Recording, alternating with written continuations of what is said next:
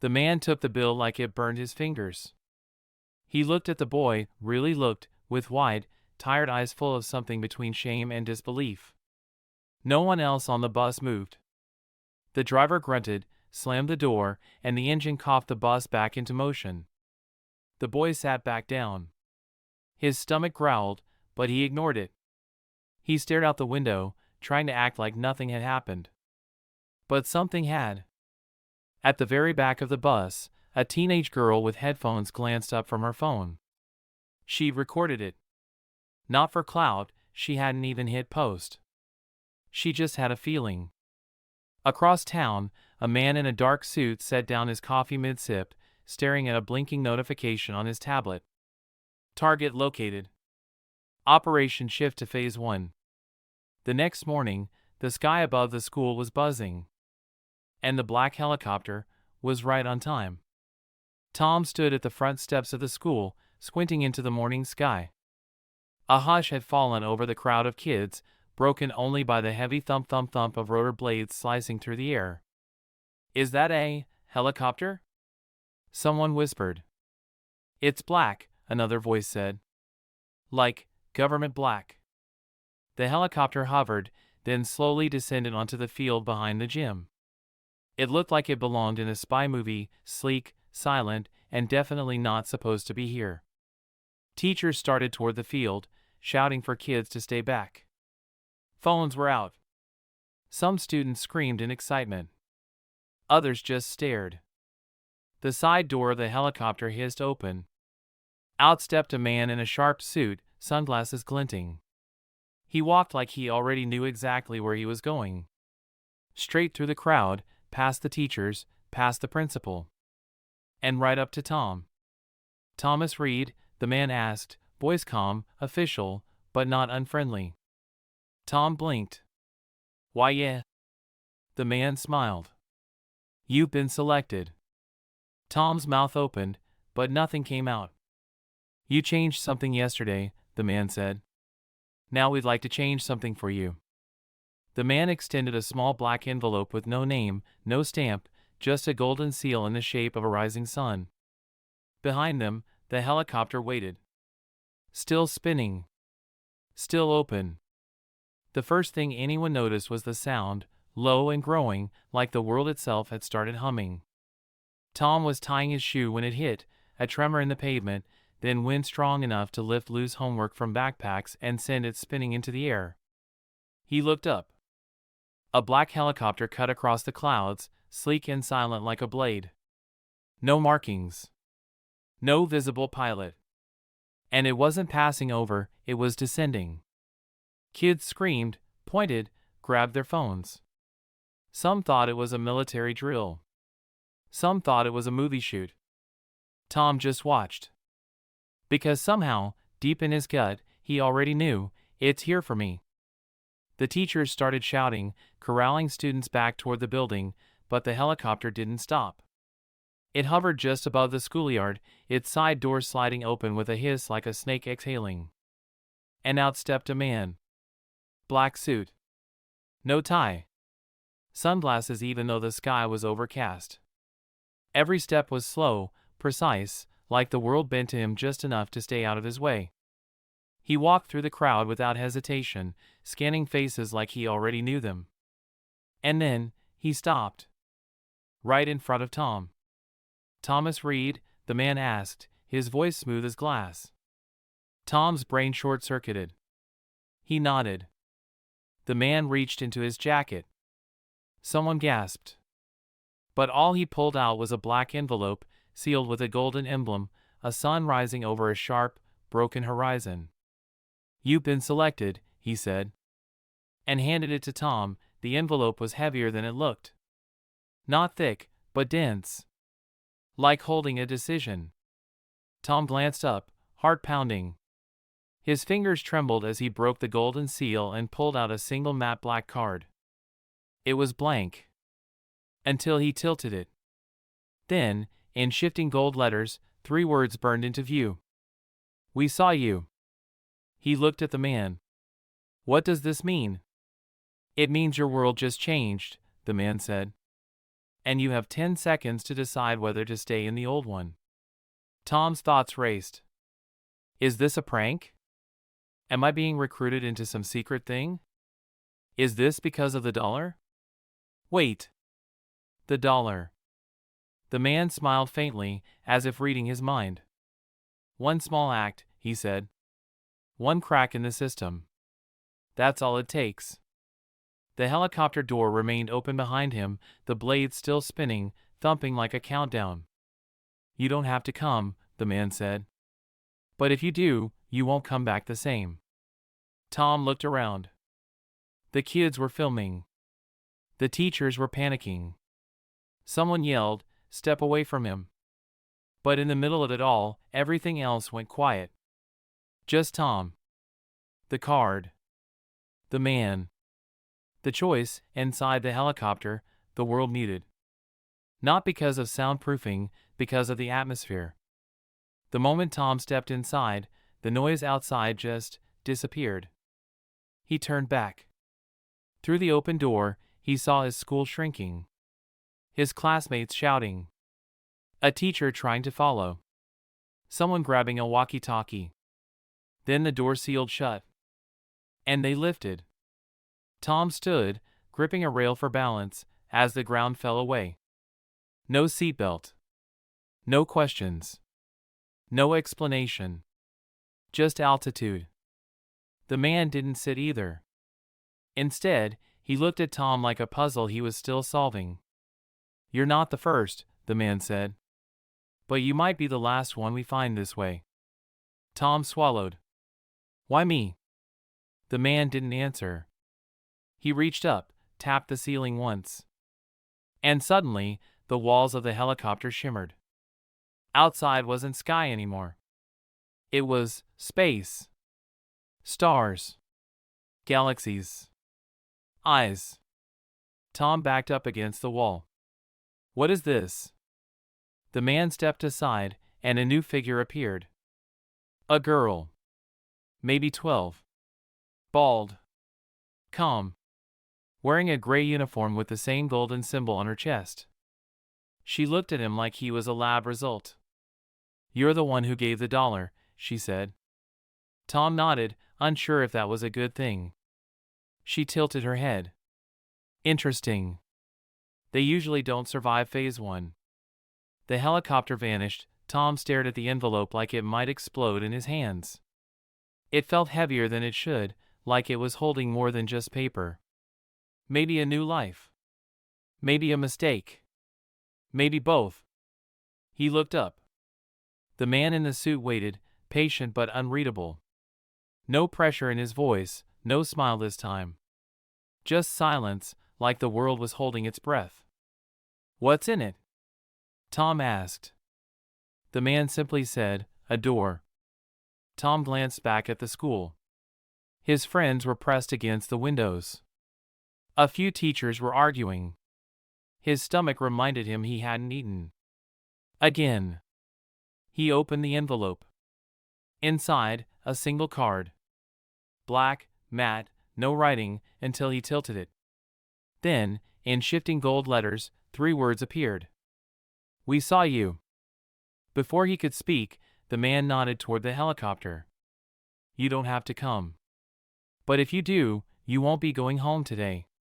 Or ever, in the same way. Tom's heart pounded. Can I tell my mom? The man hesitated for the first time. You already did. In a way. Behind him, the wind picked up. Dust spiraled. The blades roared louder, impatient. Tom clutched the card and took a breath so deep it hurt. Then he stepped forward. The door closed behind him. The glow beneath Tom's feet wasn't warm. It was curious. Like it was scanning him. Measuring. Weighing his atoms, his past, his fear.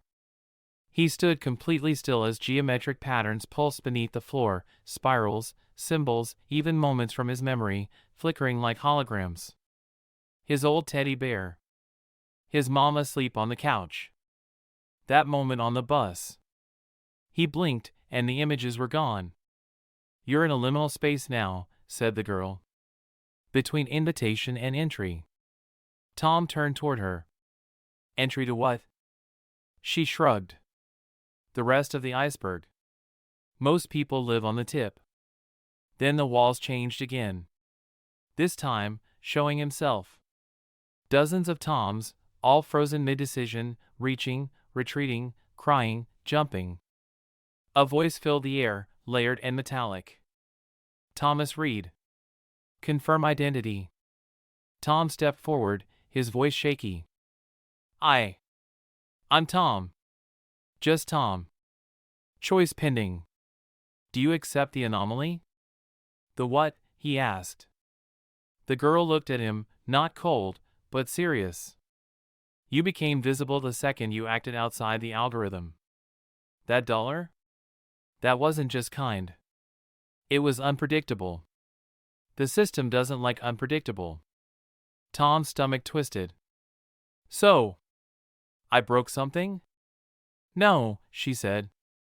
You woke it up. And then, just like that, the floor began to lower, as if he were being taken somewhere deeper. The platform stopped. Now Tom stood in a vast white chamber, utterly silent. No corners. No ceiling. Just endless light and one thing in the middle. A pedestal. With a key. No door. Just a key. He walked toward it slowly. Every step echoed, even though the floor looked like mist. The key was heavy in his hand, silver and warm, but oddly, it felt familiar. Like he'd held it before in a dream he couldn't remember. Suddenly, footsteps. He spun around. Another Tom walked toward him, but this one was slightly older. Taller. A long scar down his cheek. They locked eyes. I'm you, the other said.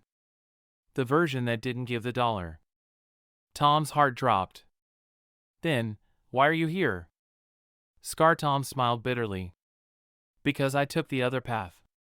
And this place wants to know which one of us deserves to move forward. Without warning, the key glowed and split in two. Only one may proceed, said the voice. Scar Tom clenched his half like a weapon. I already know how this ends. Tom shook his head. Then you don't know me. They stood there. Two possibilities. Two futures.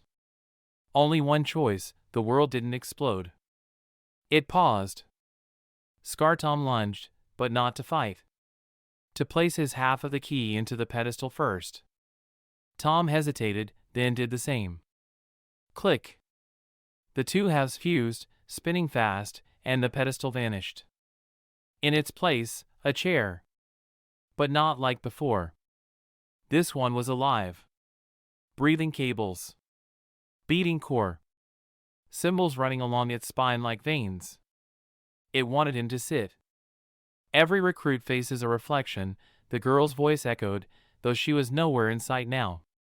Some fight it. Some break. Few pass. Tom looked at Scar Tom, who was fading. No anger. No fear. Just a nod. You chose differently. That's enough, he said, before dissolving into mist. Tom turned to the chair. And sat. It didn't grab him. It received him. Suddenly, memories that weren't his flooded in. A boy setting fire to his own file to escape control. A girl jumping off a building and never hitting the ground. A child who said no to power and vanished from all records. Then came a pulse. His body shook. His heart skipped. His name echoed. Candidate accepted. The mist cleared, and Tom stood on a balcony looking down at a city made of light, motion, and impossible shapes. And standing beside him, the girl. Only now, she looked different.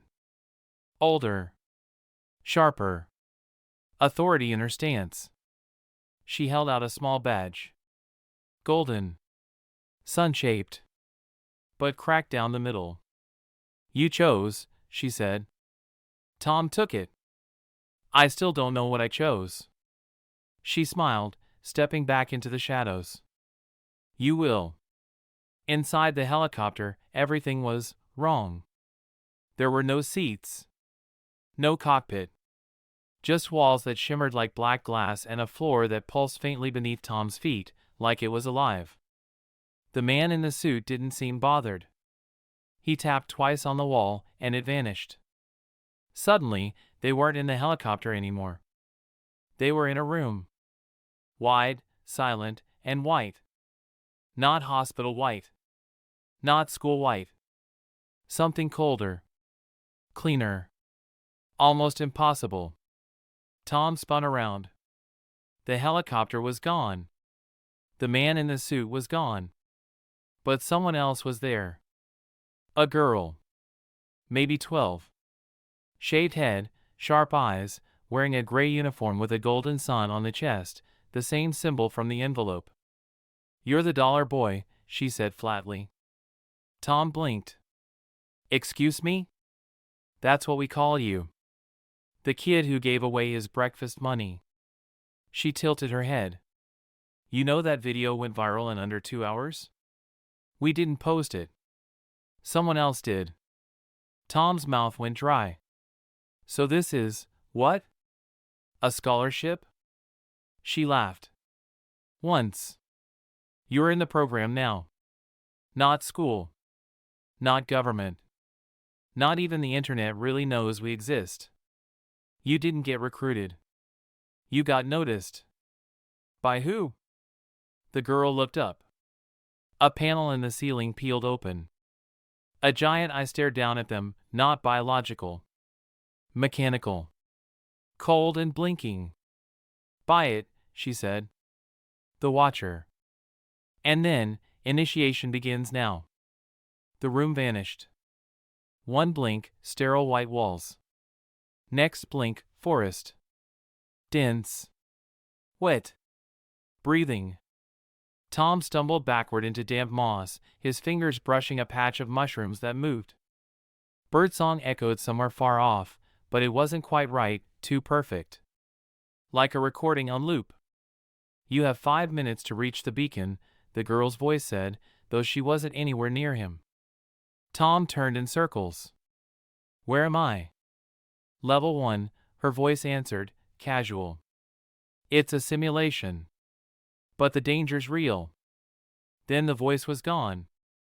Something howled in the trees. Tom ran. He didn't think. Just moved. Over roots. Under branches. His lungs burned. His legs screamed. Ahead, a faint blue light pulsing between 2 dead trees. That had to be the beacon. He pushed harder, then skidded to a stop. Something was blocking the path. It looked like a wolf. But its skin shimmered like oil on water, and where I should have been, there were spinning lenses. It growled, but there was code in the sound. Tom's brain screamed run, but something deeper said stand. So he did. The wolf thing growled again. Took 1 step forward. Then another. Then, it stopped. And bowed. The beacon turned gold. The forest shattered like glass. And Tom was back in the white room, panting, knees shaking, facing 3 kids in gray uniforms. The girl stood in front, arms crossed. "No one ever passes level 1 on the first try," she said, almost annoyed. "You didn't even use a weapon." "I didn't have one," Tom said. She smirked. "Exactly." Behind her, a door slid open, but not like before. This one was marked with a symbol Tom hadn't seen yet. A cracked crown. "Welcome to Phase 2, she said. The hallway behind the door wasn't sterile like before. It was old. Stone walls. Flickering torches. Dust in the air that smelled like secrets. It felt like a castle that forgot time was supposed to keep moving. Tom followed the girl in silence. She walked like she belonged here, or maybe like she owned the place. "What's Phase 2? He finally asked. She glanced at him. "It's where we stop pretending this is a school." They reached a heavy iron gate. Carved into it, a cracked crown, bleeding thorns. Beneath it, a single word in ancient script, remember. The gate opened by itself. Inside, a circular chamber lined with mirrors, but none showed reflections. Each one showed something else, another version of Tom. One was older, stronger, dressed like a soldier. One was scared, dirty, crying in a cage. One wasn't human at all. Tom stepped forward. What is this? A crown is choice, the girl said behind him. Most people wear one without knowing. You broke yours. When you gave up that $1, you cracked the loop. What loop? The one the rest of the world is trapped in. She walked over to a mirror and tapped it. The image inside flickered. You don't just belong to this world anymore, Tom. And the thing about wearing a cracked crown is. She turned, dead serious now. Everyone wants to know if you'll fix it or burn it down. The chamber started to spin. The mirrors melted into each other. And then a voice, but not hers. Not human at all. Candidate identified. Authorization pending. Suddenly, Tom was alone. And in the center of the floor, rising slowly from the stone, was a chair. Wires. Metal arms. A place to sit. Or surrender. The voice spoke again. Choose. Tom sat. The chair didn't restrain him, it connected. Wires threaded into his skin like whispers. Symbols flared behind his eyes. His heartbeat synced with something vast. The world went white. He was standing on a bridge between stars. 3 versions of himself blocked the way, one with a blade, one with a mirror, one with eyes full of sorrow. Each spoke with his voice. Will you give everything? Even if no one knows your name? Even if it breaks you? Tom didn't answer. He walked. They vanished. The door ahead burst into light, not a reward, not a throne. Just truth. And behind it, his mother, sitting at their old kitchen table. Hungry? She asked, smiling. And everything shattered. Tom opened his eyes. Same cafeteria. Same tray. Same flickering light. Was it a dream? A simulation? No. The badge was still in his pocket. The crack in the sun still warm. Across the room, a boy was shoved. Food on the floor. Laughter. No one moved. Tom stood. Walked straight toward it. This time, he wasn't thinking. This time, he wasn't alone. The badge pulsed. Somewhere far above, in a city made of light, a golden eye opened. The watcher saw him again.